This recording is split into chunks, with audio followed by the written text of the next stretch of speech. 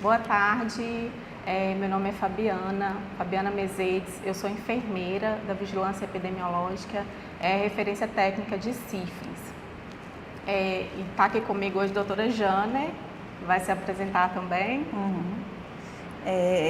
Eu trabalho na Policlínica do Alto São João, Centro de Referência de Doenças Infecciosas. Sou professora da Universidade Estadual de Montes Claros, na disciplina de Infectopediatria. Nós vamos falar sobre sífilis adquirida e gestacional, questionando se sífilis ainda seria um desafio. Então, nosso primeiro slide é justamente sobre o panorama mundial da sífilis. Nós temos observado que desde o ano de 2010 a gente vem um crescente, um aumento desproporcional ao que seria tolerável pela Organização Mundial de Saúde, onde a gente considera a doença estável 0,5 casos para cada 1.000 nascidos vivos. Então, houve um trabalho no ano de 2021 por Billow, em que ele fala que ele compilou 726 amostras de sífilis em 23 países para poder testar se esse treponema que a gente está tendo hoje seria o mesmo que era conhecido, bem conhecido, nos anos 80. Então, a Organização Mundial de Saúde, ela cita que 12 milhões de pessoas no mundo têm sífilis por ano, que isso se deveu a mudanças principalmente de comportamento sexual dos indivíduos, agravado por homens que fazem sexo com homens, agravado pelas epidemias de usuários de drogas, ainda a desinibição sexual trazida pela mídia social, pelas internets. E a partir desse trabalho, eles testaram então e observaram que haviam duas linhagens de treponema, uma Nichols e uma SS14.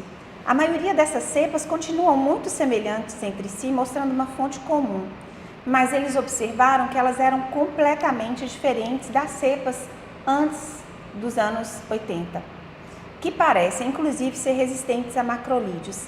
Mas testar antibiótico no treponema é algo muito dificultoso, pela própria dificuldade de manipulação desse treponema in vitro. Outra coisa importante é que esse trabalho, embora mostre toda essa diferença nessas cepas, tem uma limitação importante, que é a escassez de amostras da América Latina, inclusive nenhuma do Brasil. Quais seriam as possíveis causas, então? Seria o aumento da cobertura da testagem aqui no Brasil, isso tem ampliado cada vez mais essa cobertura, inclusive no nosso município nos últimos anos, a ampliação no uso de testes rápidos, que favoreceu uma facilidade diagnóstica muito precoce, lembrando que esses testes também têm um valor preditivo positivo baixo quando isolados, mas de maneira geral apresentam em torno de 85% de sensibilidade, a redução do uso de preservativo, resistência por parte dos profissionais de saúde no uso e aplicação da penicilina nas unidades básicas de saúde, um agravamento nos anos de 2016 e 2017 pelo desabastecimento mundial de penicilina e uma melhoria, obviamente, dos serviços de vigilância. Aqui no Brasil, a gente observa que também a gente vem num crescente. Desde os anos 2011, 2012, a sífilis vem ganhando terreno com um aumento muito expressivo por volta do ano de 2018, quando a gente tem um aumento de quase 300%. E a mesma coisa vai acontecer em relação à sífilis adquirida na gestante e na criança. Então, nós saímos de patamares por volta no ano de 2011 de 3,3 casos para cada 1.000 nascidos vivos para 9,9 no ano de 2021. É importante frisar que o panorama nacional ele é muito diversificado ao longo das regiões. Então, regiões nordestes, região sul, a gente tem uma incidência muitas vezes aumentada em relação às outras regiões, como por exemplo a região sudeste. Mas ainda assim, a gente continua mantendo níveis desproporcionadamente altos e doença ainda sem controle. Então, aqui em Montes Claros, no boletim produzido pela Secretaria de Saúde, a gente observa a mesma coisa, que a gente teve um aumento muito expressivo no ano de 2018, um leve declínio no ano de 2020, muito provavelmente às custas da epidemia de Covid, em que todos os esforços foram conduzidos para o Covid, não para as outras patologias, e a gente vê um aumento novamente, né, essa nossa curva aumentando novamente nos anos de 2021, 2022, ainda assim em patamares inferiores ao ano de 2018. A gente observa um aumento da incidência, né, da testagem rápida, o que é muito positivo para o diagnóstico precoce no município.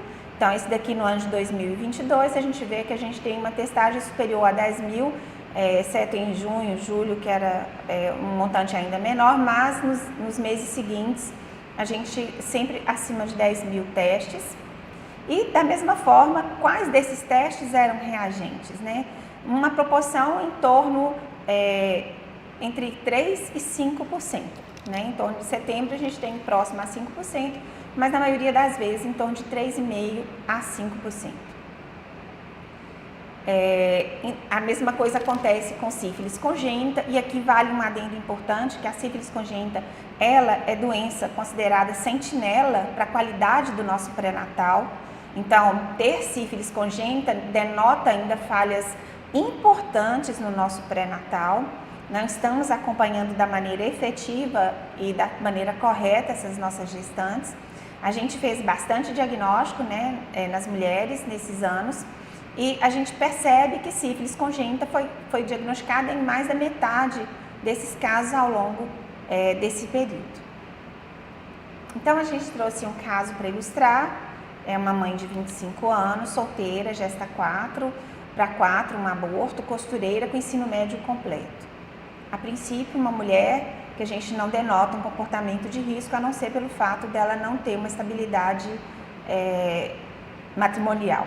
Apresentou o diagnóstico de sífilis durante o pré-natal, fez 10 consultas, iniciado na 24ª semana de gestação. Nós percebemos, então, que ela faz um número de consultas expressivos, embora ela inicia muito tardiamente esse pré-natal. Ela faz 2 doses de penicilina bezatina no início do 3º trimestre, quando o VDRL dela era 1 para 16, embora a prescrição fosse de 7.200.000. Esse é um outro fator muito importante, em que foi prescrito, mas que ela não faz o uso da medicação da forma como havia sido prescrita. O parceiro não tratado, e ela comenta que ela perdeu e evita qualquer contato com esse parceiro.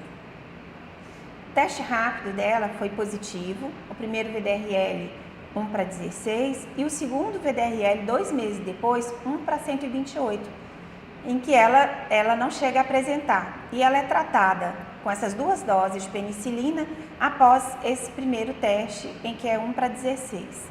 No momento do parto, ela tem um teste rápido para sífilis reagente e um VDRL de 1 para 8. O neném nasce com 33 semanas, ou seja, pré-termo, com 2,530 kg, estatura 44, perímetro cefálico de 32 centímetros, sem intercorrências ao nascimento, e isso é muito importante, porque mais de 90% das crianças vão nascer assintomáticas. O índice de Apgar foi 8,9, ou seja, não teve nenhuma intercorrência no momento do parto. VDRL sérico, nesse momento, inferior ao materno, que está 1 para 2.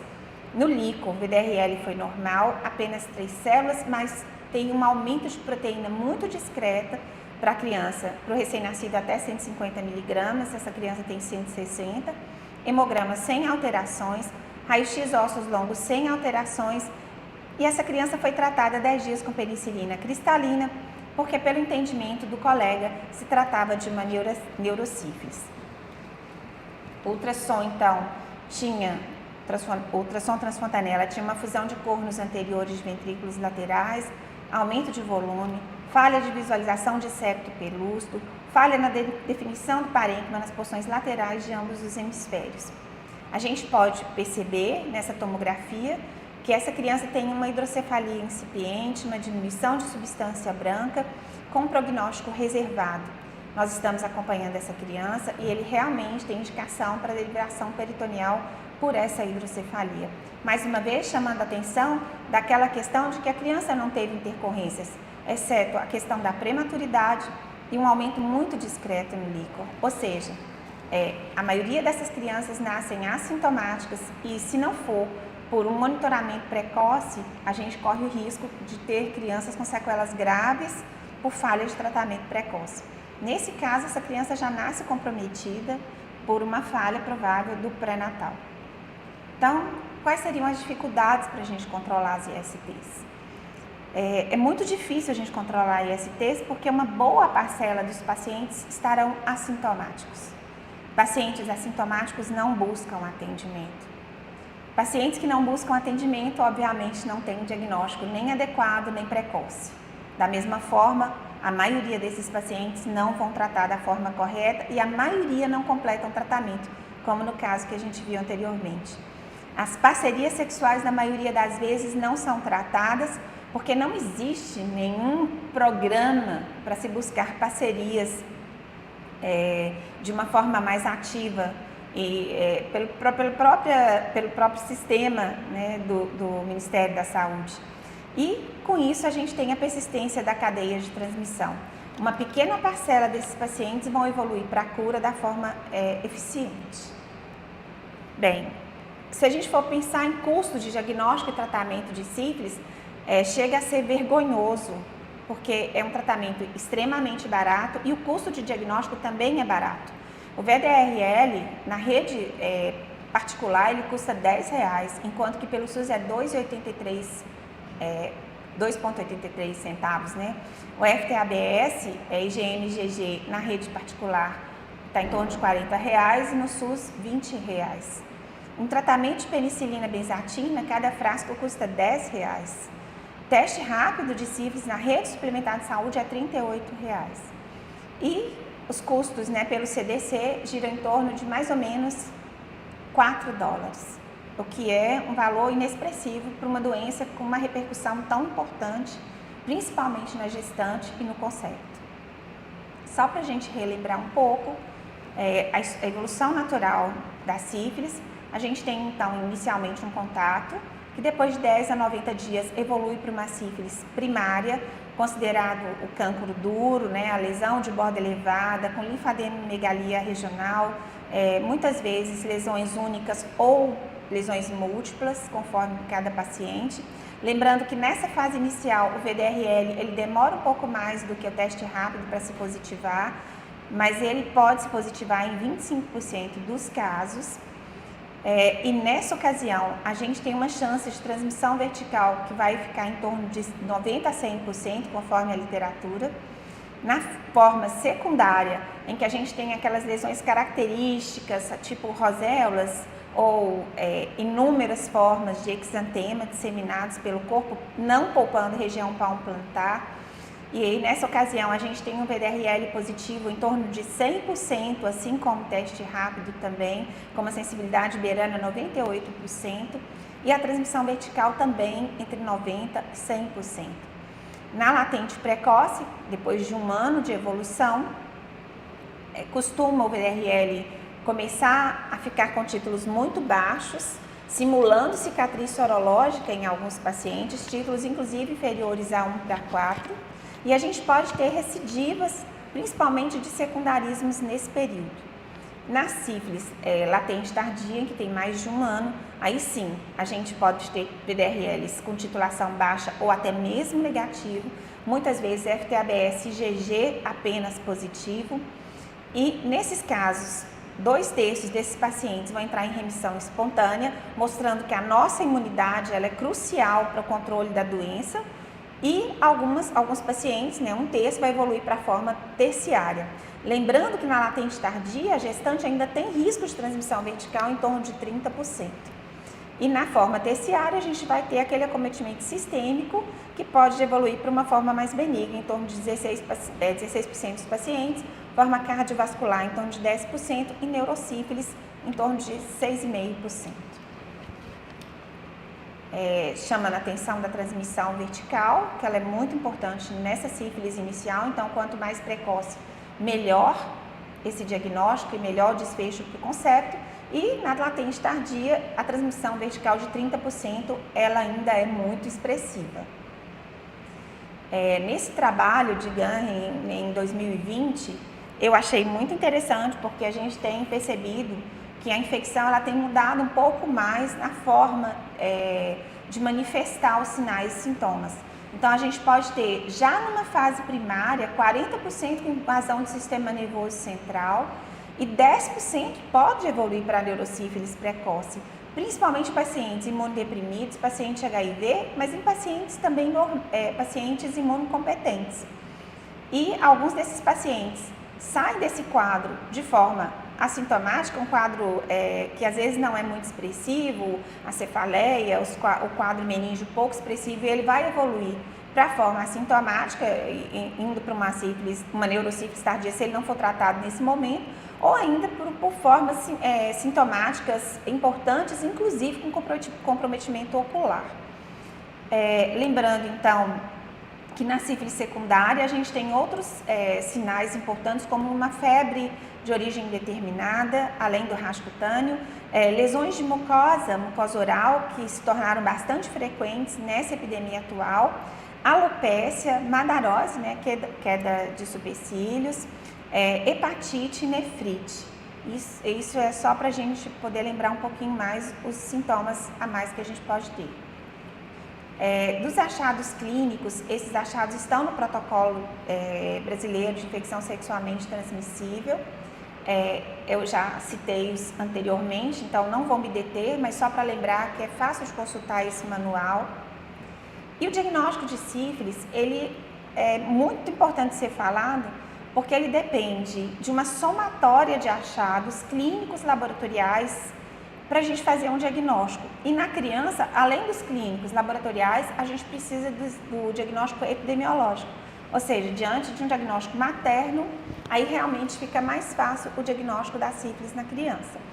A gente faz uma somatória de dados clínicos, resultados dos testes de diagnóstico, o histórico de infecções anteriores, investigação de exposições sexuais de risco, a habilidade do profissional em lidar de transitar entre esses diagnósticos e uma coisa muito importante, que é a garantia de confidencialidade. A gente tem que lembrar que a sífilis é doença sexualmente transmissível, então isso lida diretamente com o íntimo das pessoas e a gente tem que garantir confidencialidade para o paciente, até para que a gente possa fazer posteriormente uma ampliação desse diagnóstico para a busca e controle das parcerias.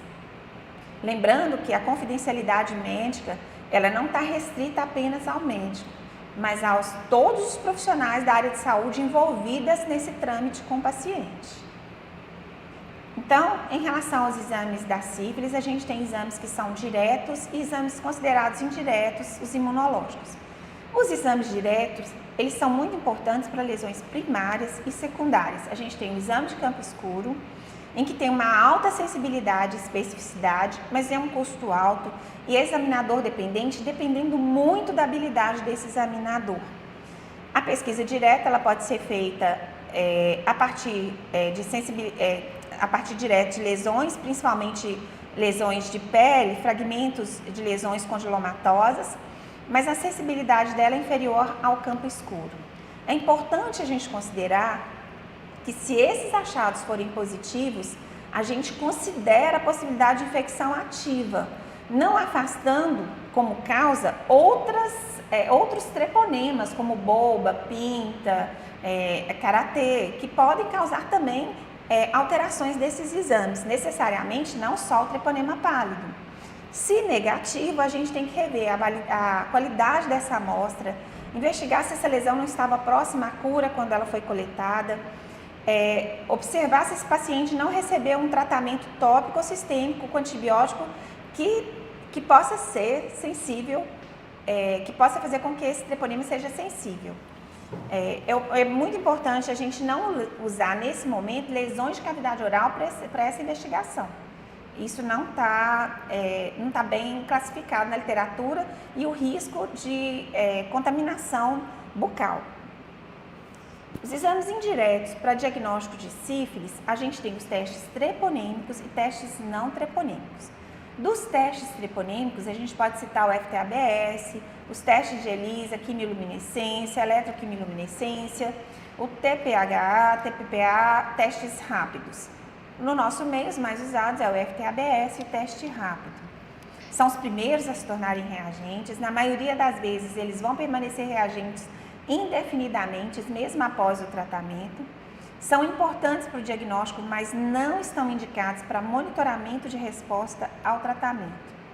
E os testes não treponímicos. No nosso meio mais comum de uso é o VDRL, mas a gente teria outros como o RPR, o TRUST e o SR. Eles são todos quantificáveis, ou seja, eles dependem de diluições, instalações a cada 2 diluições, né? 1 para 2, 1 para 4, 1 para 8. Eles são muito importantes para o monitoramento da resposta ao tratamento. A gente tem que ter muita atenção.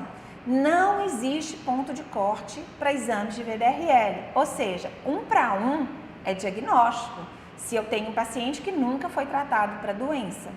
Da mesma forma que após tratamento, o fato de ter uma titulação alta não significa que esse paciente não foi adequadamente tratado.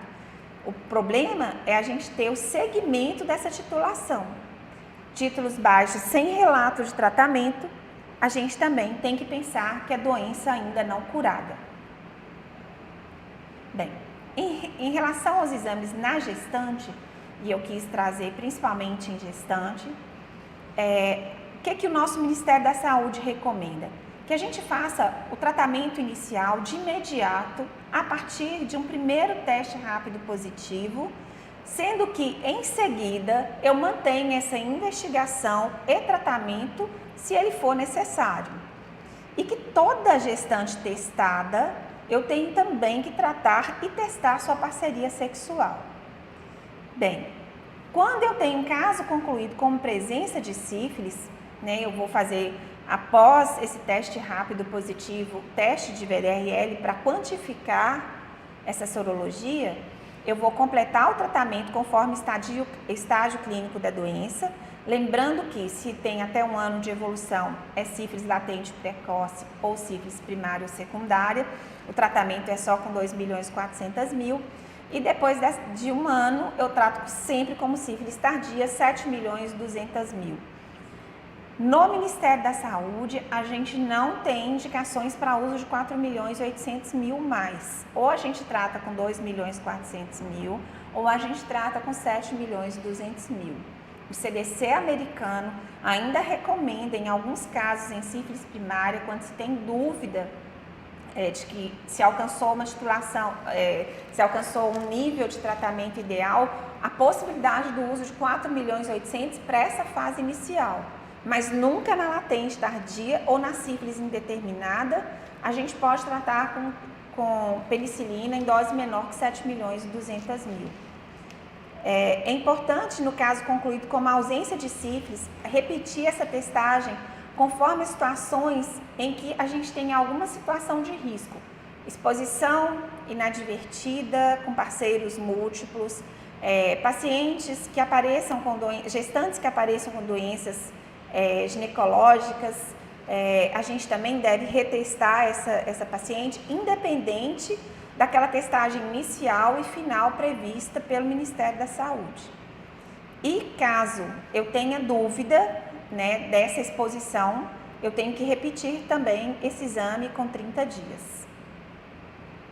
Bem, eu coloquei o tratamento das parcerias porque é uma questão muito questionável, e a gente não tem no Brasil nenhuma política de acompanhamento de parcerias. O parceiro é essencial que ele seja tratado, até porque a gente não vai conseguir quebrar essa cadeia se a gente não conseguir controlar a parceria que não é tratada. As parceiras pelo Ministério da Saúde, as parcerias das gestantes, elas podem estar infectadas. Então, mesmo com teste negativo, o Ministério da Saúde recomenda que pelo menos uma dose de 2.400.000 presumivelmente deve ser aplicado no parceiro. No caso de teste positivo, a gente procede o tratamento conforme o estágio clínico da doença. E é de fundamental importância buscar as parcerias e testá-las a fim de tratá-las. Todos os parceiros necessitam de tratamento para que a gente possa efetivamente interromper esse ciclo de recontaminação das gestantes. Eu quero chamar a atenção porque na Europa esse controle ele é feito, o parceiro ele não só é tratado, como ele também é notificado e acompanhado no segmento da gestante. Bem, os esquemas terapêuticos, vale lembrar que continuam, né, como a droga de escolha, a penicilina, a benzatina, nós não temos um remédio mais eficaz do que esse. A gente tem um risco de falha em torno de 15%, justamente pelas questões do escape imunológico que a bactéria consegue fazer do nosso sistema imunológico, ou seja, a gente usa a penicilina em parceria com o nosso sistema imune e em gestantes a gente não tem nenhum tratamento eficaz aprovado que não seja penicilina.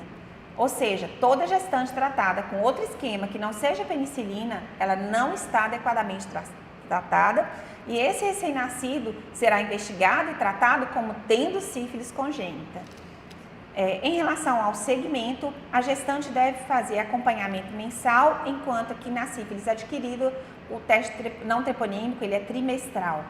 Da mesma forma que a gente faz líquor de 6 em 6 meses até a normalização. Quero deixar bem frisado que o intervalo de penicilina para a gestante é no máximo de 7 dias, não devendo exceder esses 7 dias justamente para manter um nível placentário capaz de atingir esse concepto. Enquanto que na sífilis adquirida, a própria Organização Mundial de Saúde, no ano de 2016, fala que a gente não deve ultrapassar até 14 dias. No CDC americano, esse intervalo, eles consideram não ser ultrapassado a partir de 10 dias. E a Organização Mundial de Saúde fala que caso isso aconteça, ultrapasse os 14 dias, todo o esquema deve ser reiniciado. Então, a gente trouxe um segundo caso de uma mãe com 27 anos, casada, um parceiro, usuária de crack. Há 8 meses ela falava que não havia consumo de drogas, já está 4-4-0. O diagnóstico de sífilis no pré-natal, foram feitas 7 consultas, iniciado com 12 semanas de gestação. Ela foi tratada com uma dose de 2.400.000 no terceiro trimestre, embora, de novo, tivesse sido prescrito 7.200.000 no segundo trimestre. E aqui cabe uma reflexão, será que a gente tem acompanhado essas gestantes? Porque prescrever apenas o antibiótico não nos dá a garantia de tratamento realizado. Outra coisa, a gente orienta que essas gestantes levem consigo o comprovante de que elas foram tratadas para o momento do parto. O segundo trimestre, ela fez um VDRL de 1:8, no terceiro 1:2, ou seja, mostrando que houve uma queda expressiva, parceiro não tratado.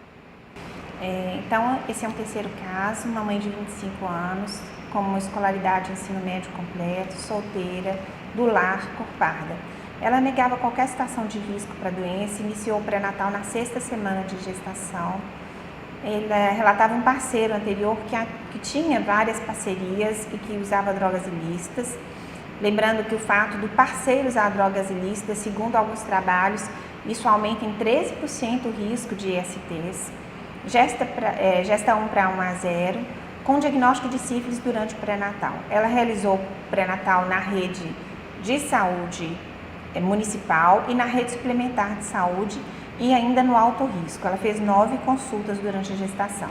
O que chamava a atenção é que ela havia sido tratada 4 vezes, com 4.800.000 cada vez, e o último tratamento com 7.200.000, a 30 dias do parto. A gente observa que o primeiro exame feito era 1:16, e aí a primeira vez ela foi tratada, com 30 dias ela repetiu, foi para 1:64, ela tornou a ser tratada, e aí ela faz exames mensais que vão ficar entre 1:16 e 1:8. Lembrando que uma titulação não é falha de tratamento, ela apenas oscila essa titulação.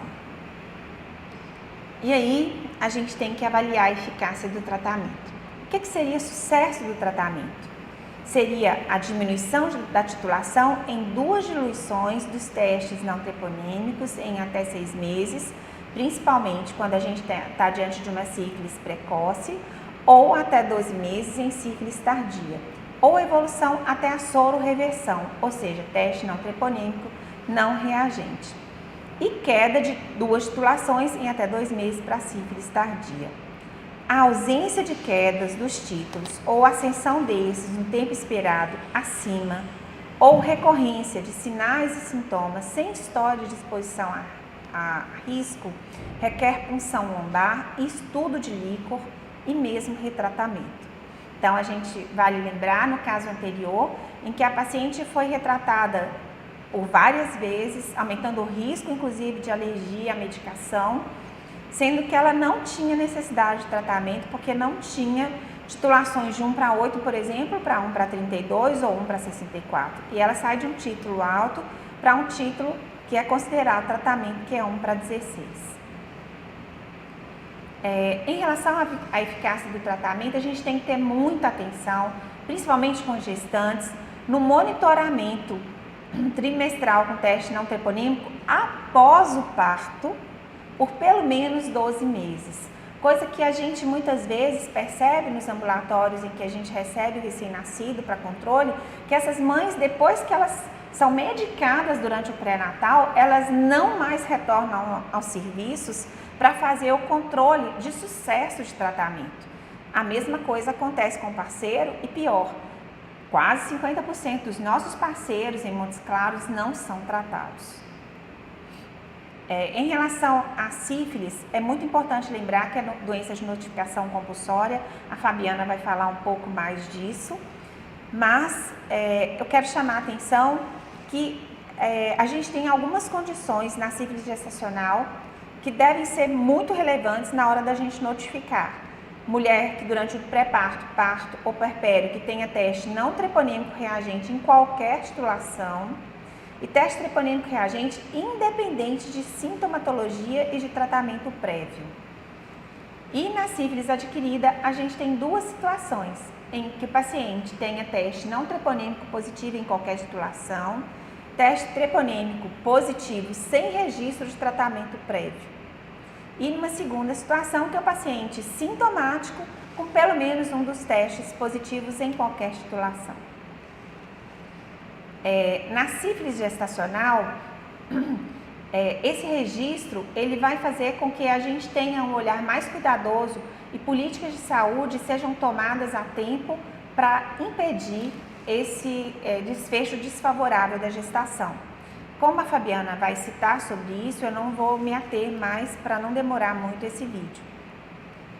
Atenção que casos confirmados de cicatriz sorológica não deverão ser notificados, porque a notificação também errada aumenta, o número de casos. Muitas vezes, quando a gente vai confrontar os dados com o recém-nascido, a gente percebe que eram dados de cicatriz sorológica e não de doença gestacional. Aqui é só para a gente lembrar a questão da evolução da transmissão materna infantil, em que a gente sai do panorama em que a gente tem uma proposta da Organização Mundial de Saúde desde o ano de 95, intensificados principalmente no ano de 2016, com um plano para controles regionais, locais, da sífilis, mas em todo o mundo existe um esforço combinado para controle da doença. Lembrando que Cuba foi o primeiro país a ser validado no mundo como controle de sífilis desde o ano de 2015. No ano de 2019, outros países também conseguiram controle da sífilis e, por fim, em 2021, a República Dominicana também conseguiu esse controle.